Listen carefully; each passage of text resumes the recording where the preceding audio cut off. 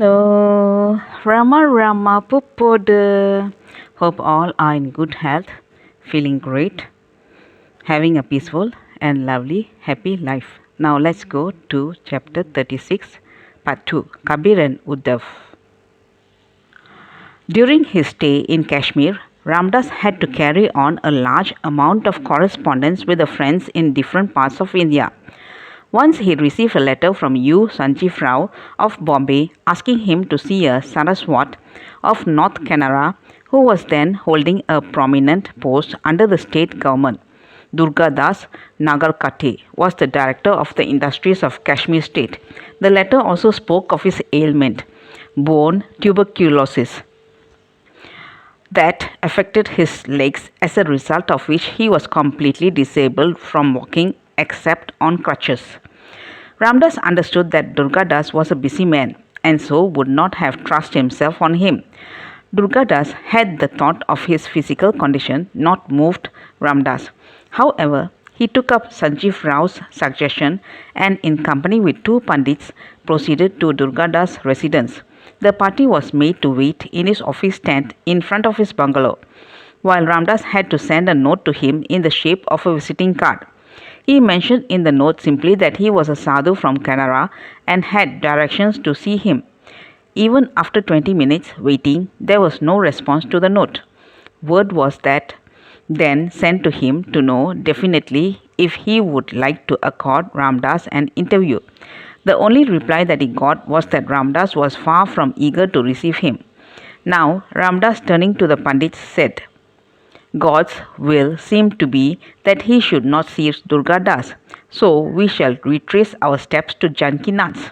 While returning, they saw the huge pile of building of the industrial school. The Pandits proposed to have a look around the school. Accordingly, they entered the building and passed from chamber to chamber, examining the products of various industries, in which a practical course of training was given to the students by the experts employed for the purpose.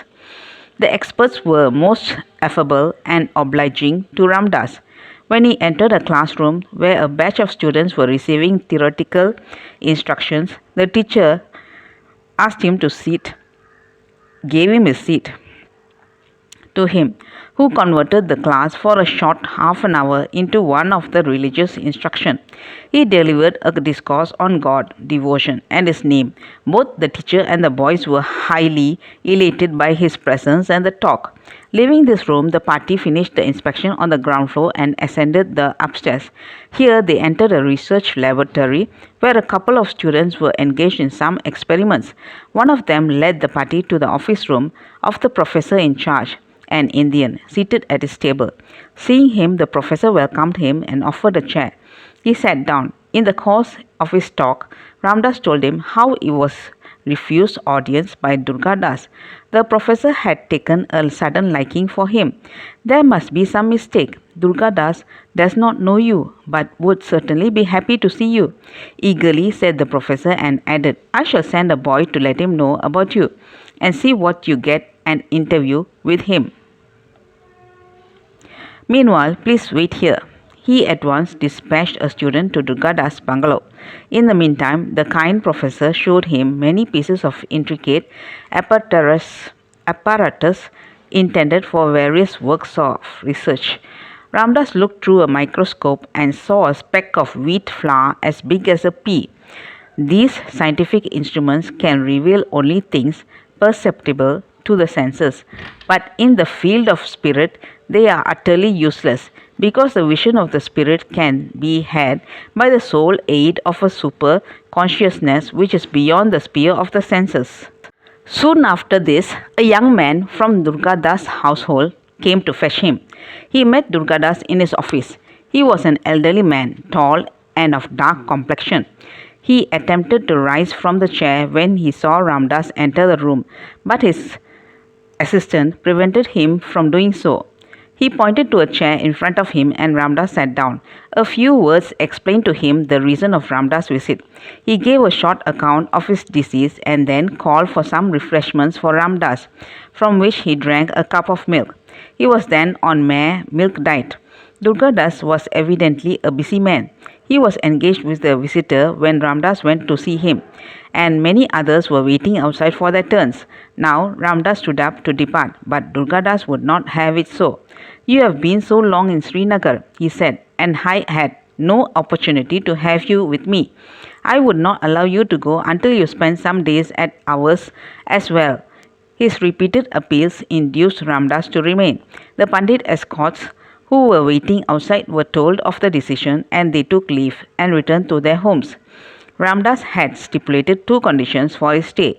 One was that he would, during the time, live only on milk diet, and that the following day he should be permitted to go back to the city as he had shortly to leave for Amarnath on pilgrimage. Durga Das would not agree to the latter condition. Ramdas was given a separate spacious room on the upstairs of his palatial residence and was provided with every convenience. The mothers of the house were extremely kind in their attentions. Here Ramdas had the constant society of Durgadas' two little sons, Kabir and Uddhav. Ramdas enjoyed their playful society and their lisping talks. On account of his disability, Durgadas could not come up to the room in which Ramdas lived. Next day in the afternoon, Ramdas went down and directly going to his office room, announced his desire to leave for the city. Expostulation was useless. The young man of the house had to take him back to Jankinath's, where he was welcomed by all in the household with manifest delight.